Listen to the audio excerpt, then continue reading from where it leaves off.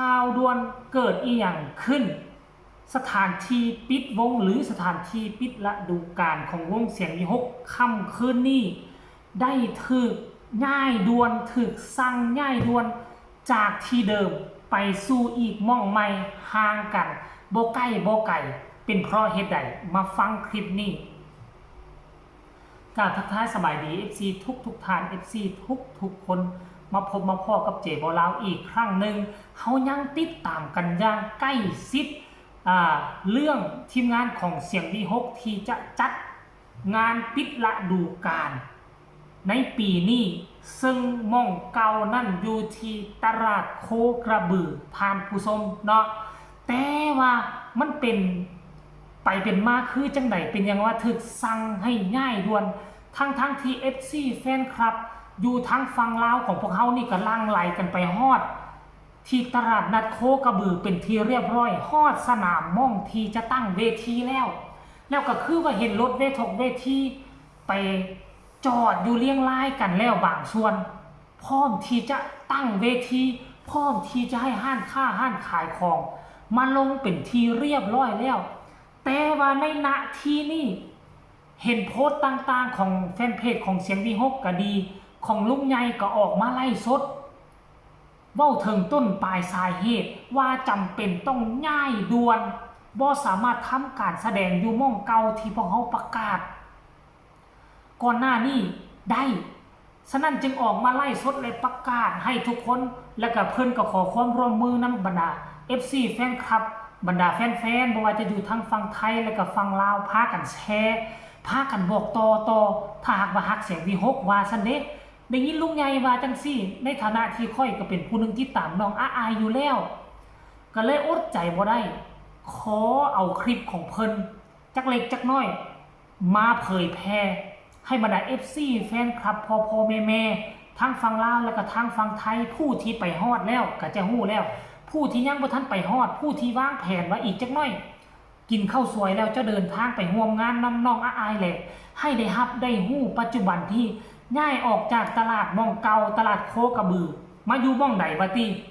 ได้ย้ายมาอยู่ที่หน้า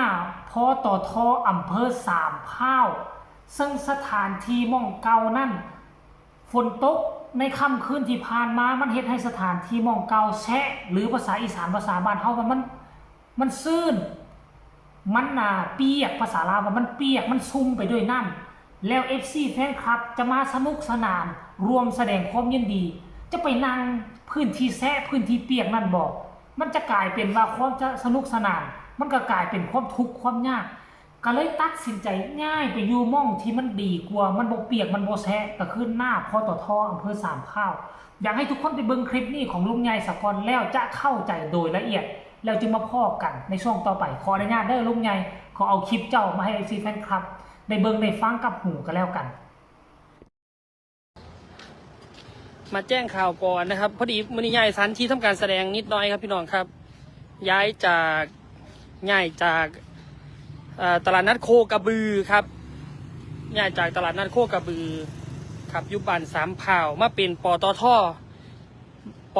ครับมาเป็นปตท.บ้านสามเผ่าพี่น้องครับฝากกดไลค์กดแชร์ด้วยนะครับฝากกดไลค์กดแชร์ด้วยครับจากลุงใหญ่เด้อพี่น้องเด้อครับมาหาพี่น้องมาบอกข่าวพี่น้องแจ้งการด่วน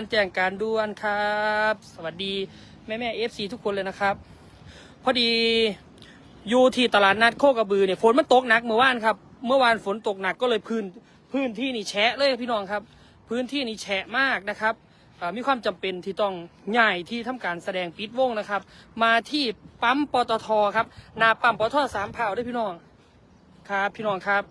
มาเป็นหน้าปั๊มปตท.สามพร้าวนะครับพี่น้องนี่ครับอยู่ปั๊มปตท.นะครับพี่น้องครับแน่นครับผมสวัสดี FC ทุกคนเลยนะครับฝากแจ้งข่าวฝากแชร์กดไลค์กดแชร์บอกต่อๆกันไปนะครับย้ายสถานที่ปิดวงหมอลำเสียงวิหกครับขยับอีกนิดเดียวครับขยับนิดเดียวเท่านั้นนะครับบ่ไก่ด้วยพี่น้องครับขยับนิดเดียวให้กระชับเข้ามาฝั่งเมืองอีกนิดหน่อยนะครับเพื่อความสะดวกกับพี่น้องนะครับย้ายจากตลาดนัดโคกระบือนะครับย้ายจากตลาดนัดโคกระบือมาเป็นสนามตรงข้ามปตท.สามพร้าวนะครับบ้านหนองลี่หูนะพี่น้องทางเข้าไปทั้งบ้านสามพร้าวนะพี่น้องขายอยู่ติดกันนะตอนนี้รถ ตู้พนานกมาแล้วนะครับ สถานที่แห้งคักพี่น้องครับนะครับ สถานที่แบบดีนะครับ แบบเลิศอีหลีนะครับสถานที่นะครับเบิ่งแต่พี่น้องครับ ติดทางใหญ่ไปมาสะดวกพี่น้องครับ หน้าปตทสามพร้าวนะครับเนี่ยปตทอยู่หันพี่น้องปตทนะครับเห็นละนี่ครับพี่น้องครับนี่ หน้าปตทสามพร้าวนะครับหน้าปตทสามพร้าวเด้อพี่น้องเด้อครับ พี่น้องผู้ไปผู้มากกับไปมาสะดวกครับ อยู่ติดถนนใหญ่เด้อพี่น้องครับนะครับ ตอนนี้ลุงใหญ่มาหอดหนางานแล้ว มาไลฟ์สดนะครับ ให้พี่น้องได้รับสู่รับทราบกันครับพี่น้องรับรู้รับทราบเนาะนะครับ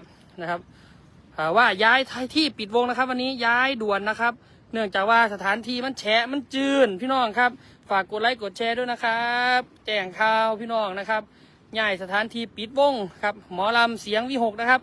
จากตลาดนัดโคกระบือนะครับ จากตลาดนัดโคกระบือมาเป็นปตทนะครับเป็นปตทหน้าปตทสามเผ่าเด้อพี่น้องเด้อบ้านน้องลี่หูพี่น้องครับฝากแจ้งข่าวอีพออีแม่แต่เฮาให้รับทราบกันทุกผู้ทุกคนเด้อครับเด้อครับฝากด้วยนะครับฝากชี้แจงฝาก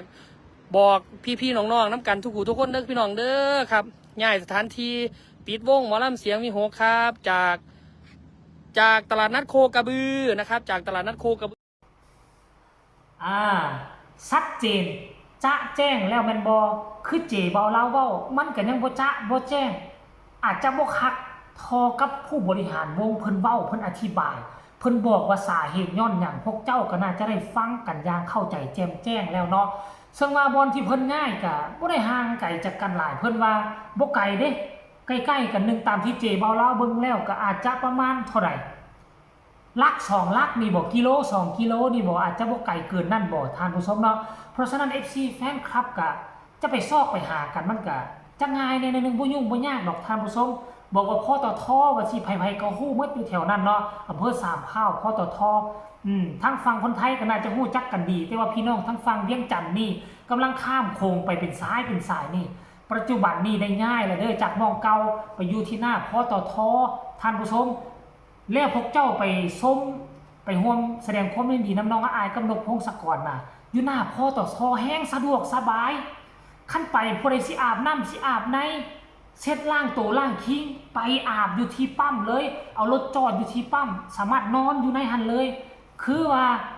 ปั๊มน้ำมันของประเทศไทยนี่สามารถอาบน้ำอาบในสามารถไปนอนอยู่หันได้เลยแต่บ่หมายความว่าเจ้าต้องลงไปนอนปูซาดปูเสือนอนบริเวณเดินปั๊มน้ำมันเขาได้นอนอยู่ในรถพวกเจ้าหันละแต่ว่าใช้พื้นที่บริเวณ